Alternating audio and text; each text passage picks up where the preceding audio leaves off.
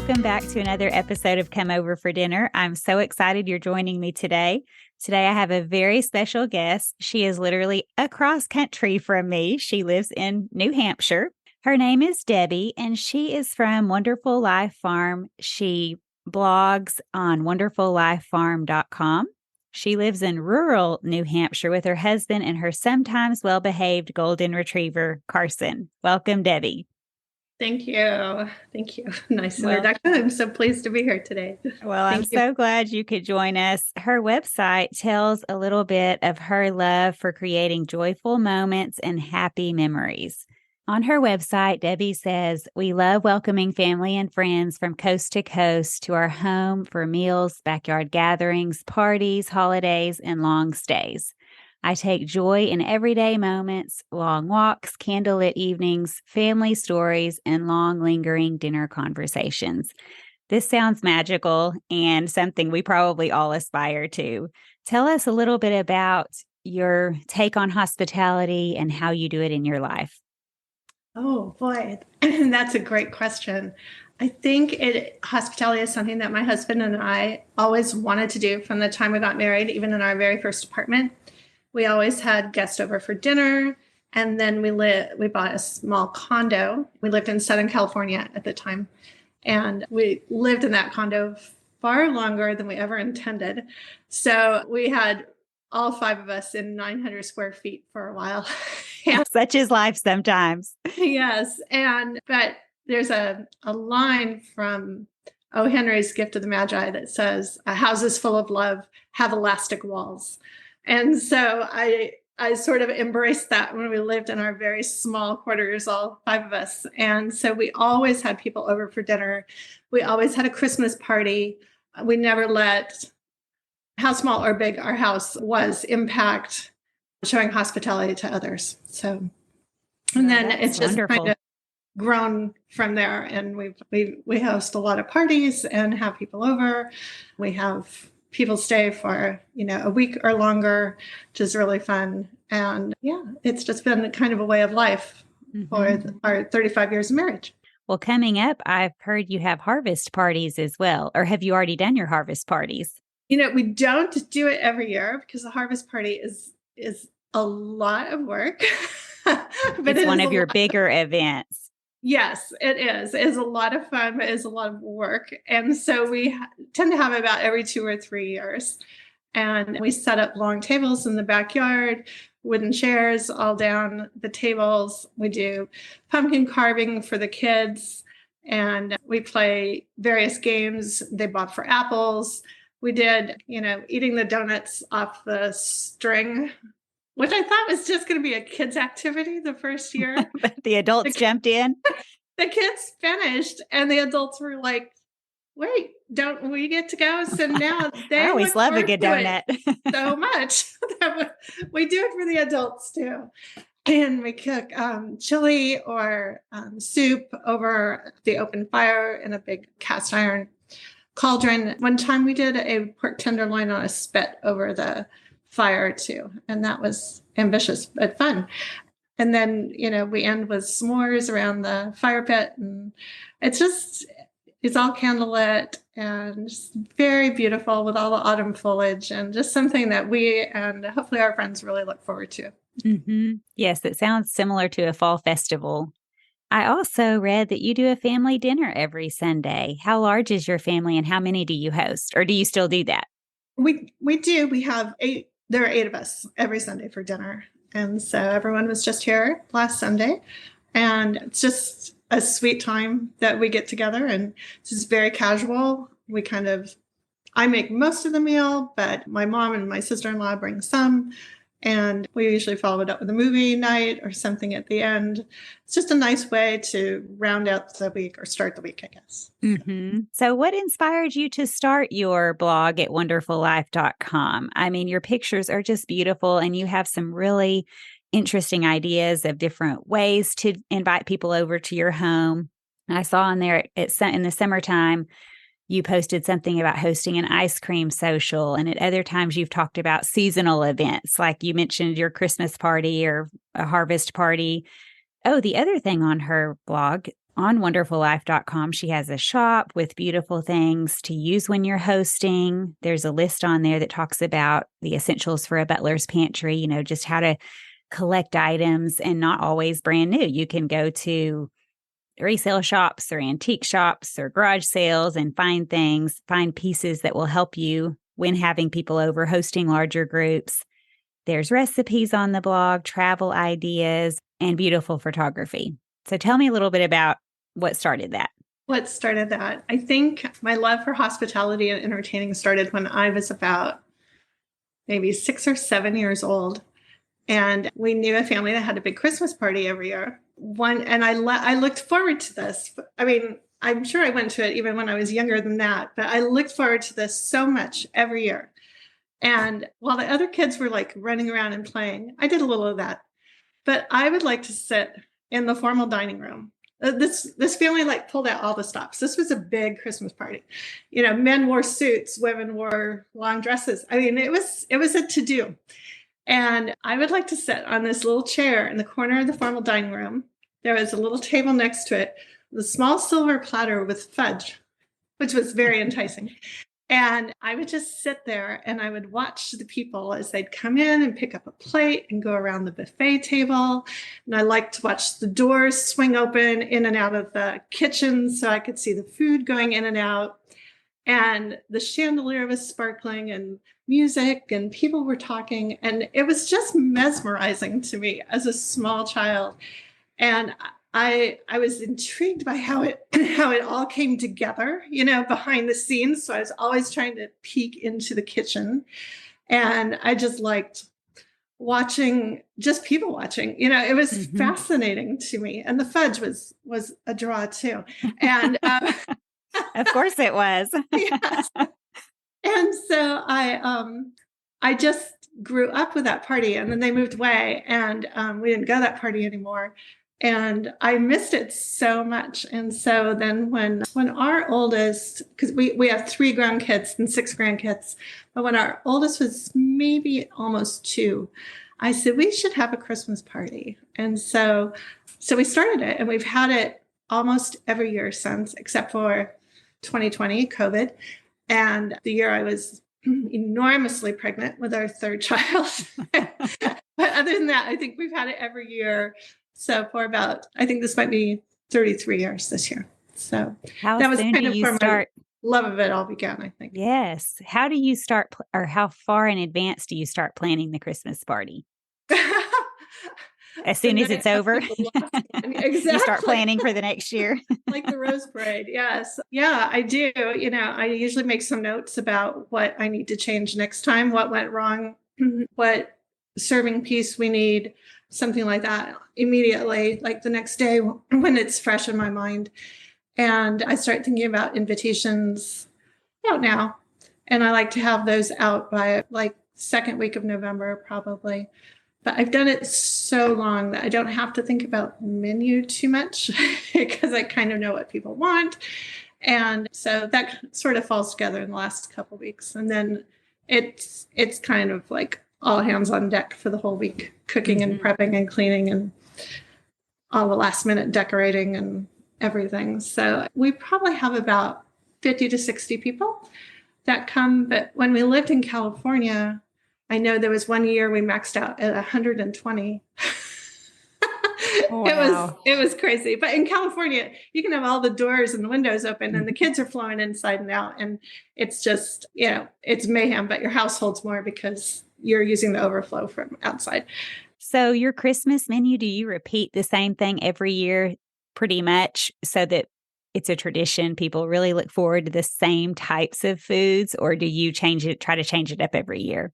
A little of both. People do get really attached to certain foods. And some people have told me, I come every year for your ham. So you cannot change it again, right? I dream of that ham all year long.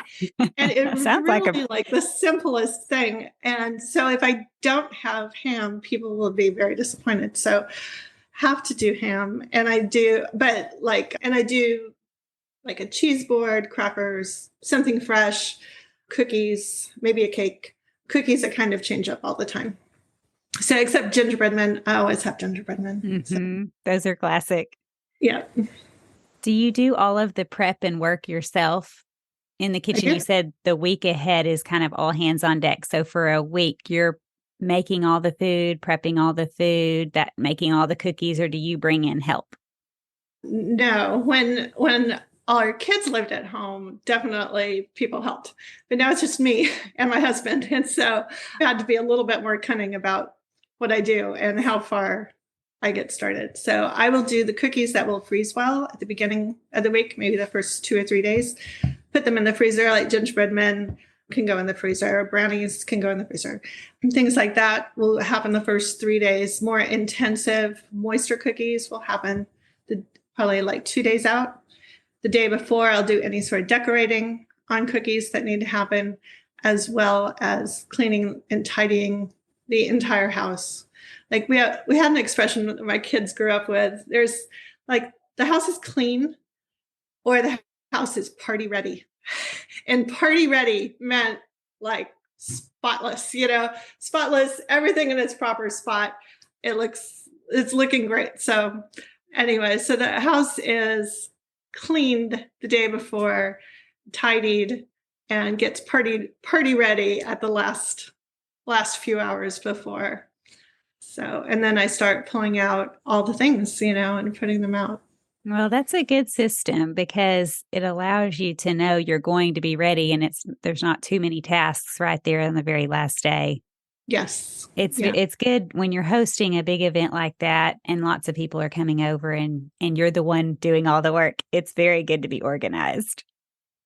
You kind of have to. Yeah. Kind of have to. Yes, it's just mandatory.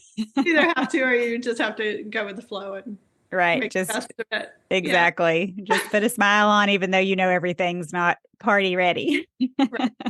So, what is the favorite menu you might serve when you have guests coming over just on a regular night or maybe one of your Sunday dinners when you're having family over? What is one of your favorite menus that you might serve? I think one of my favorite main dishes to serve is a pork tenderloin. There's a recipe on my blog for a cinnamon dusted pork tenderloin with roasted fruit. And Sounds delicious. it is so simple. You can almost not even call it a recipe. It's just as easy as can be. But yeah, so I do that. I mean, it's so simple. We went out to California once to help friends whose business had burned, and we said we would make them dinner. And I didn't have a recipe book or anything with me, but I knew how to make this because it's just as easy as can be. I like those kind of recipes. Those are the best ones. Yes, yes. And I have found like pork tenderloin, a center cut pork tenderloin cooks fairly quickly. So your oven's not on forever. I mean, it's almost impossible to mess it up. So I do the cinnamon dusted one. I also will slit the whole pork tenderloin with little slits and insert cloves of garlic, rub it with some olive oil, sprinkle it with salt, pepper, herbs, and then roast it like that. And that's, just another way to make it. And it's super simple and frees you up to do a lot of other things you want to. What do you serve with it? Do you do potatoes or what are your side dishes? Well, with the one on the blog, the cinnamon dusted pork tenderloin with the roasted fruit is one of your side dishes. So I might serve green beans and maybe some sort of bread with that. Last Sunday, we did a pork tenderloin, but it was don't remember where I got the recipe. It's a Cajun bacon wrapped pork tenderloin with an apricot glaze. That And sounds good. it is very good. And so I served that with rice and I served it with butternut and apple puree, which So you again really can change it up based on the seasonal ingredients. yes. Yeah. I like to do the one with the roasted fruit sometime in September when pears, apples, plums, and blackberries all happen to be at the market at the same time. Mm-hmm. Yes. And you can get everything fresh. So there's just that sweet kind of end of summer, beginning of autumn flavors there. Do you have any shortcuts or time savers with this menu? You said you really just can put it in the oven and kind of just walk away from it, but can you make it ahead of time? I have. I just took the one I made Sunday to friends. So you can just heat it up. Doesn't take long to reheat in the microwave, but it will toughen up a little bit if you heat it too long. So I don't think that's ideal. I think I tend to do time saving things on the front end when I'm menu planning. If I have a more intensive main dish, then I want my side dishes to be simpler. If we're having friends over and they ask what they can bring, I might suggest an appetizer. So that frees me up to be doing dinner while they're eating something. Mm-hmm. They're So, busy nibbling on something and chatting, and you can finish your last minute prep. right. What is your best prep tip for cooking, shopping, cleaning? How do you prepare for guests coming into your home? I think the menu planning is key. I think it's good to know how much time you have, how much time you can devote to this, and to be kind to yourself in that way.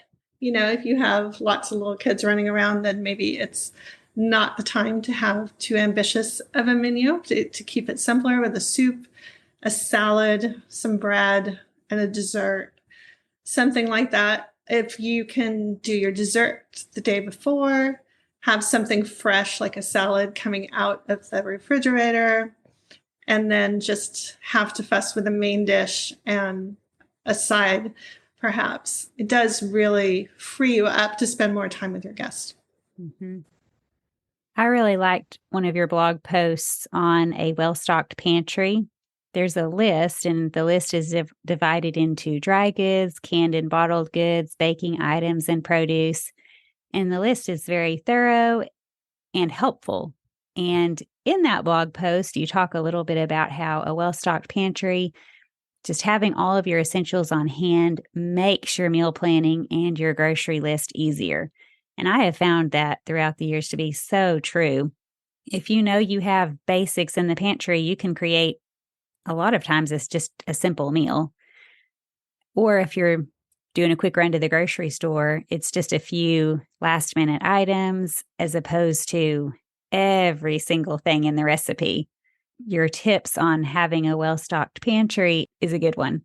Thank you. Thank you. There's later this week, Thursday, I think, there's going to be a new one coming out on stocking a pantry for entertaining. So it's a little bit different than just normal stocking, the things that you can have on hand that you can pull out and entertain at the spur of the moment. I'll look forward to reading that. The other one that I really liked was the list you have for age appropriate chores for kids. And especially moms who still have kids at home, it's so important to include kids. It does take, I think your words in the post, patient training. Yes, But it pays indeed. off. Instead of moms taking all of the chores and just doing them, it Absolutely. is so good to teach kids the responsibility and the skills that they need. And as you see them growing and obtaining those skills, they can be such valuable help. They can do it as well as you, including cooking. And in fact, as they grow up, they may do it better than you. This is true. This is true. And it is rewarding. All of our kids are adults. They're all married now. It's rewarding to see them each, having the skills necessary to care for their own homes. Mm-hmm. Well, your list divides it up by age. I like the list because it offers really good ideas to think through for each age and think through, okay, I bet I could add this one in to, my 5-year-old's routine. And again, it takes time to teach them. I think I've mentioned this before, but my boys, for a little while when they were younger, they tried to pull one over on me. And then I realized what was happening. They were sent to the bathroom. They had bathroom chores. They all had to rotate because they needed to all know how to clean a bathroom. Yep. And I remember having to start asking the question when they had to clean the toilet. Did you clean the inside of the toilet? They would just do a quick little wipe. And one of them was like, "You've never told me that before." Like, what in the world?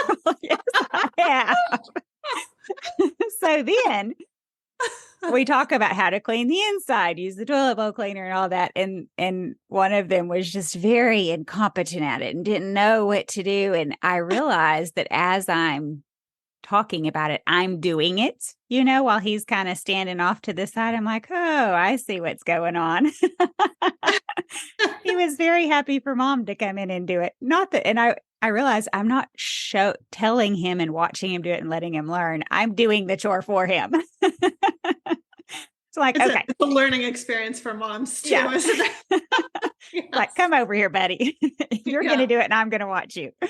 And then I realized, okay, I'm going to have an inspection. Like, let them do it, watch them do it. And you can't get off of this chore until I know you have it down. Yes, exactly. I know you know how to clean a toilet correctly. Yeah. You're just going to keep doing this every week. Yes, we did, daily, weekly chores and then spring cleaning too. And we would break that down and divide it amongst everyone when they got older, like probably 10 and up or 12 and up. And so that was good, valuable, because that's the more in-depth cleaning that's good for them to know too. Exactly. Well, your post says it does teach them responsibility and lifelong skills that will serve them well. It grounds them in the thought that everyone who lives in the home has the duty to take care of it. It teaches them the value of a clean and tidy home and instills the memories of a home that is cared for and beautiful. And I think when you have that environment, it's so much easier to enjoy that sort of home. Things aren't just chaos and dirty and laundry's not clean when you need it and you can't find a book. Or when a home is chaos, it is not enjoyable. Or when it's dirty, it's just not enjoyable. And you feel much less likely, you feel the inability to invite people into that. You aren't normally going to say, oh yeah, go ahead and come on over. You immediately think, oh, my home's not ready. Right. And you want your home to be a restful place for the family and for friends too. And I think when there's order, it is more restful. So. For sure. Your post continues, when asked the question about what children are capable of, I frequently reply, read Little House in the Big Woods and Little House on the Prairie if you want to know what kids can really do. I also appreciated that because I teach second grade and those are the books we read. We read the Little House series, I think 4 of them, and they may continue them in the third grade curriculum. Farmer Boy's the same way. If you want to, I love those books so much. The girls are so helpful to their mom. And Farmer Boy, he is expected as a young lad to be out there doing chores with the men, and he's doing it. So, yes, absolutely. Kids are able to rise to heights that we do not give them credit for. Yes. And a lot of times they're so joyful and proud to be able to do it once they learn how to accomplish it well. It's true. It's true. Cooking too. I mean, they should be taught to cook, guys and girls. How many kids do you have? I know we've mentioned they're grown. 3. Yes. 3 grown children. And then 6 grandchildren from a month to 12 years. So much fun. Yes. Very fun. Did you teach your kids how to cook before they left the home? Did you have a plan for that? Absolutely. Yeah. We homeschool our kids all through kindergarten through 12. And so we trying to think, I'm not sure that I actually made our son do cooking per se as part of his high school, but he does know how to cook and he definitely did a lot of grilling. And he does great in the kitchen now. And our daughters, if you want, this is my big tip on teaching kids to cook. Just sit down with a sheet of paper and go, okay, there are categories, there are appetizers, there are main dishes, there are side dishes, there are breads, there are salads, there are soups, there are desserts. So like standard cookbook categories. So under the category of appetizers, what appetizers should everybody know how to make? And that was how I approached teaching them to cook. So everyone should know how to make deviled eggs and guacamole and, I don't know, a cheese dip and just a vegetable dip and certain things like that. And so, 8 things, have them do 2 a week. And you've got appetizers covered. And I think I had enough categories, so we did 1 category a month for the school year. Oh, that's a And great idea. it was just simple. And I just incorporated it into our weekly menus, and they learned just the basics that Mhm. everyone should really know how to make. And that will vary by family too. And so you can personalize it as much as you want. And it's just a simple, painless way to teach your kids to cook. Did you have recipes that they read, favorite recipes, or did you just have all the ingredients and tell them what to do?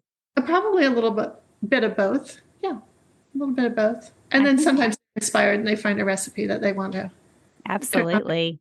And all of our I kids cook very well. Yes.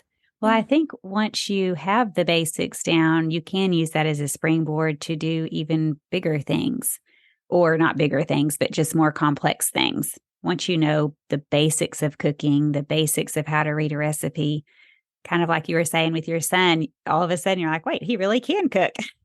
Oh, yeah. And he Yeah. does grill, he does a great job. So just learning some very basic things, you can really take off.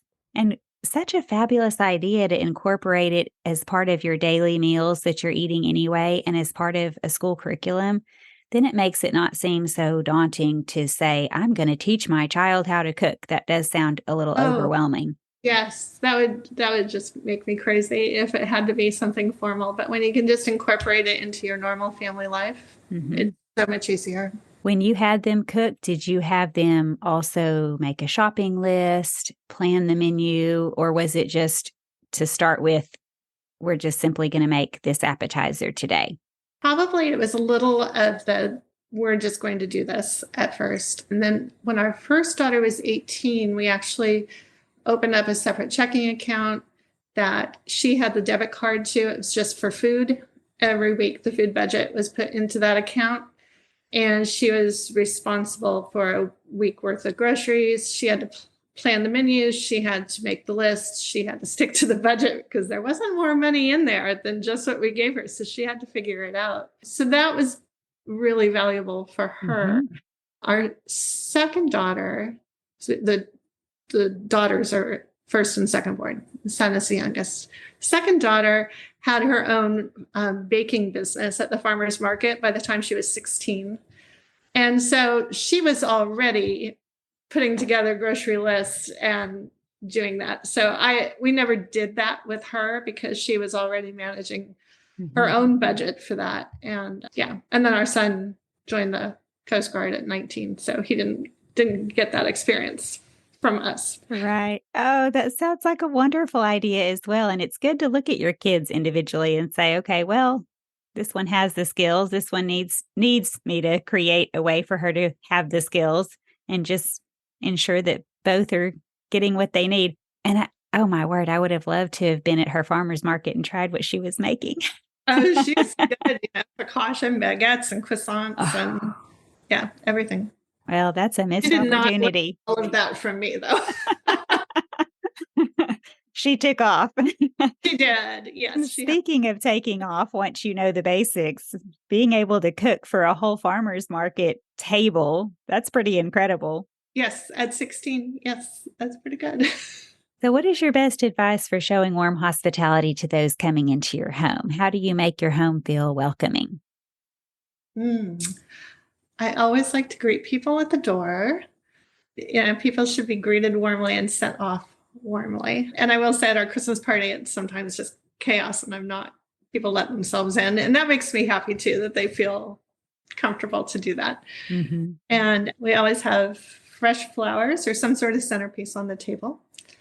I love candles, not scented candles to compete with the food, but I like candlelight on the table. I think it's beautiful when there's taller candles that you're kind of looking through and lower candles that just kind of keep everything sort of magical and beautiful. And I think people also feel welcome when they have something to do. And so if a guest asks what they can bring, I will usually say an appetizer for reasons we talked about earlier. It frees me up Hmm. to dinner. So if they can come in and get busy setting up their appetizer, they feel a little bit more at home. If if I haven't done that, like with our harvest party, I will have appetizers out so people can help themselves. I have done like make your own cocktails before with the essentials put out and a little recipe right there so they can mix their own cocktail. That was very popular. They like I that. can imagine because that's a full activity and people are talking about the different ones they made and Oh, maybe adding absolutely. their own twist. Variations, yes. Wine available for people. Yeah, all of those things I think are good and important.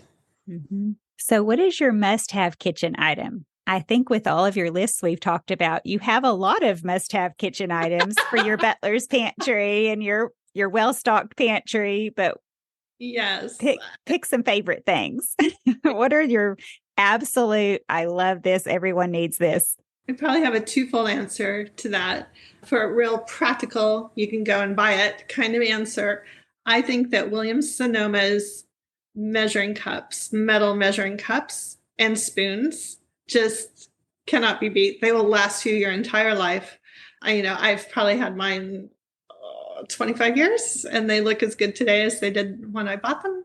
They're like buying a KitchenAid or something. They are really heavy duty and they come in standard sizes. So like quarter cup, half cup, 3/4, and 1. And they come in odd sizes.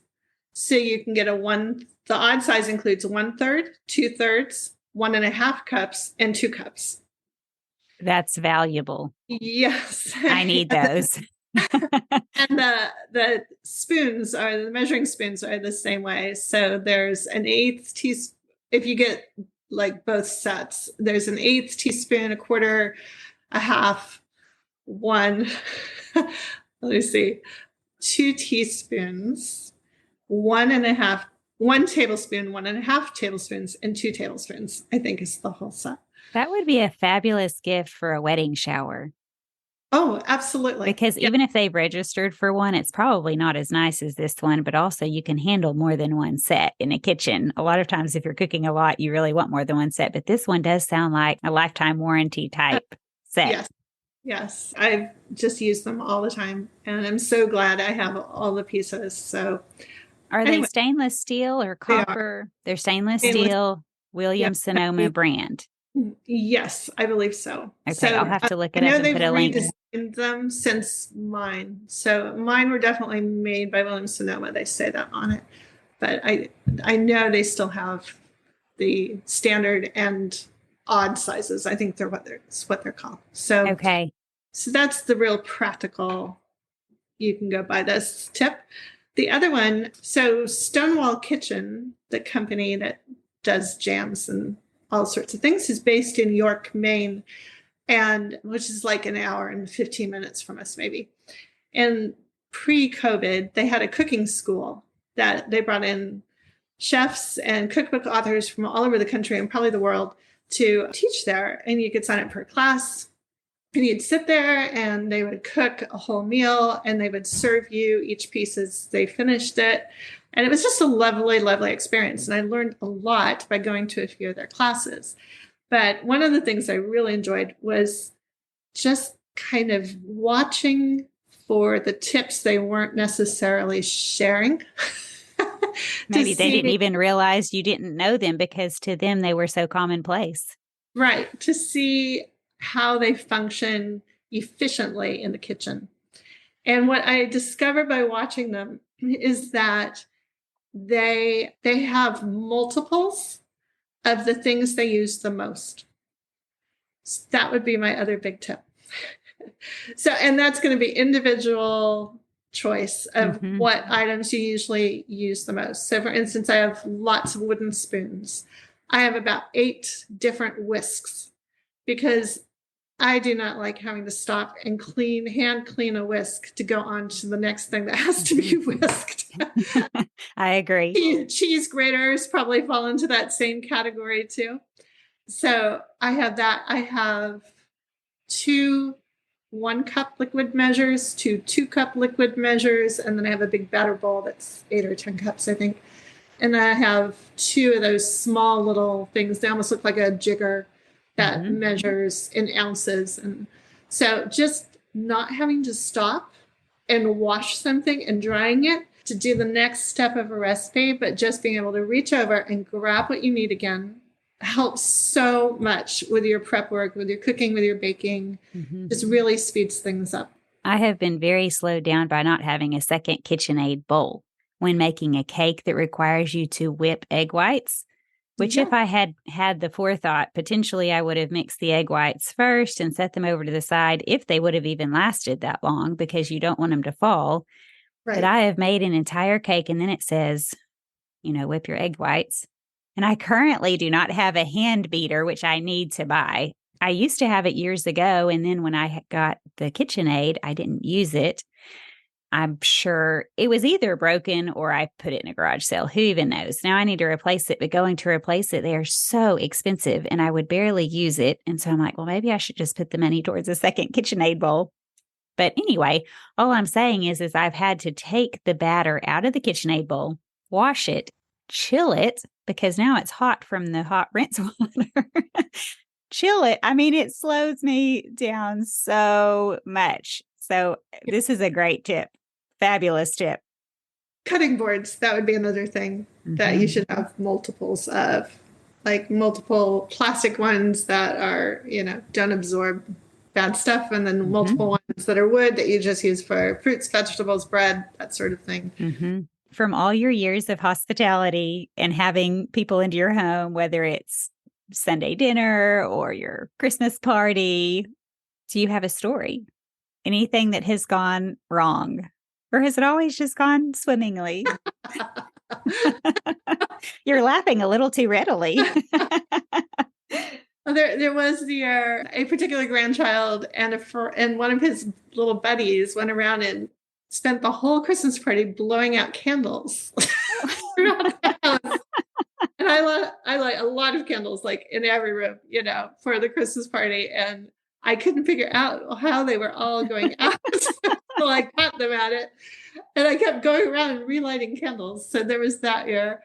Last year, the kids all decided they would like play hide and seek throughout the party. So that was kind of fun. I didn't mind that too much because I could tell they were having a lot of fun. But probably the funniest thing that's ever happened was also at our Christmas party years ago in California. So I had a very good friend come up to me and she said something like, "You would not believe what I just saw happen." And I said, "What?" And she said, "Some man just put back a half-eaten gingerbread cookie on the platter." I said, and she sort of motioned to it, and I looked over, and there it was, half gnawed away, sitting on the serving platter with all the Oh, goodies. dear. And I said, "Who did that?" And she said, and she kind of looked around the room and said, "I'm not sure." So I grabbed a napkin and kind of whisked it off the platter. But to this day, I have no idea who did that. And it has just been a source of amusement for our family all these years. So if you're listening, the friend who did that, just know that we have laughed about that for a long time. They only wanted half a cookie, Apparently, yes, and or thought they someone did else would not like like the. ginger cookies. And their mom had not told them, you can't put it back. That's right. Those are pretty great stories. Well, I hear that you also have a story about your sometimes well behaved golden retriever, Carson.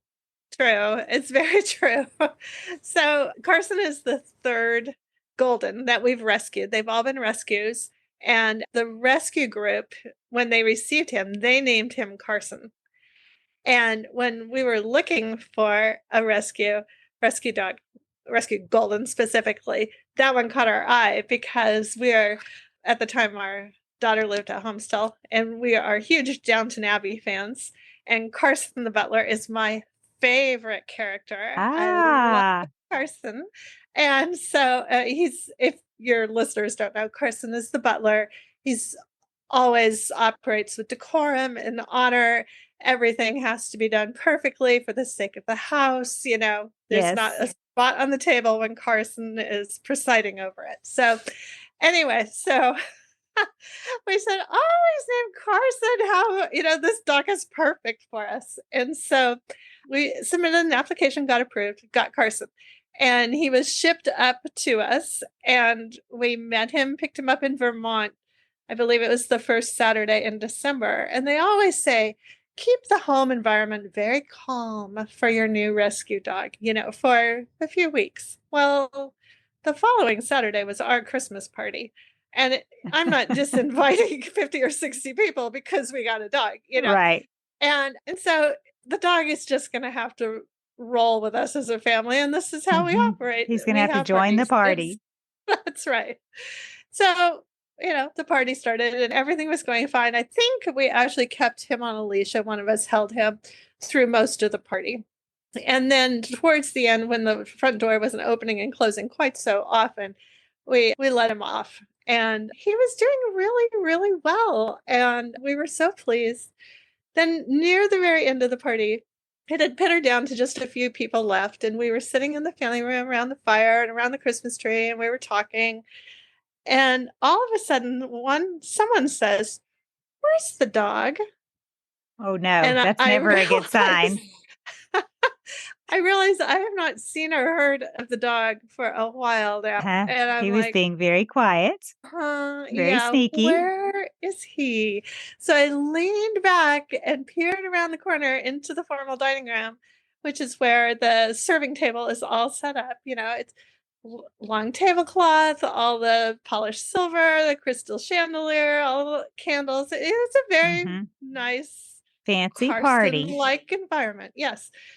And here's the dog up to his little doggy elbows on the table, horking down the gorgonzola right off of the serving platter, just as happy as he could be. Oh, he has good taste. You can't blame him for that. It's true. It's so true. I went, no. Oh my gosh. So yeah, that might What be a way to craziest. end the party. Exactly. At least he did it. He waited until most of the guests were gone. Most of the people had had a chance at the gorgonzola. Now it was his turn. It's true. So we say, this is our dog Carson, not the butler. I actually think if you search the hashtag Carson not the butler on Instagram, you'll find pictures of him because we do occasionally official title. Tag a photo that way. Yes, he's definitely not Carson not the butler. I'll have to look that up. That's pretty great. That may be your best story yet. It might be. And maybe he's grown out of all of that. Have you had him more Christmases past that party? We have had him, yes, let's see, we got him, this will be the 5th Christmas party he's been to. So maybe he's grown up and matured and grown out of his gorgonzola eating days. No, probably not. He still loves cheese, and you just keep a closer eye. He just watches for that front door to be open so he can escape. And so we usually wind up just putting him upstairs, and he's lost his party privileges. Yes, exactly. So cute. Well, I can definitely tell your love for creating joyful moments and happy memories. And it's just such a blessing to your friends and family, and a blessing to us as well to hear all of your tips. So thank you so much for joining me today. Thank you. Thank you so much for having me. It's been a pleasure. It has been a pleasure for me as well. Until next time, bye for now.